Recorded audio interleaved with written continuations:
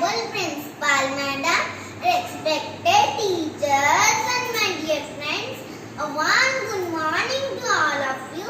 My name is Aditi from class 1D. I would like to thank my class teacher for giving me an opportunity to give a speech on the girl child. A girl child is a pride and blessing. She makes the world beautiful. She can be a mother, a daughter, a wife, a friend and so on. She is considered as to be the pillar that runs the home. Yet, she is not given the respect but she deserves. So I want to ask people today, why they prefer a boy than a girl? Why they kill a girl child in mother's womb?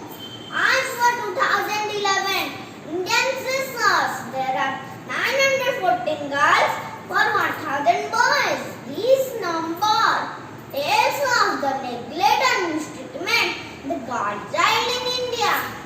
Maharishi Manu in Manusmriti has rightly said, Yatra Najusya Pujyante Namanta Tatra Devata, which means where men give men respect, the deities reside there. The Constitution of India does not discriminate on the ground of sex.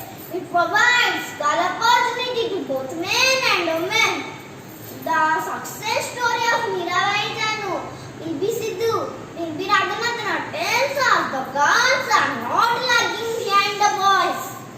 Remember, girls are the future of every nation, that God's beautiful creation.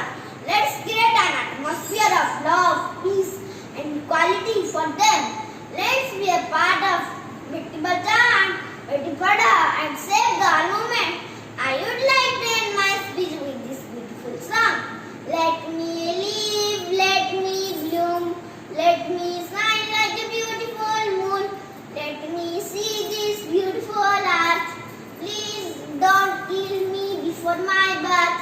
Please don't kill me before my birth. Thank you.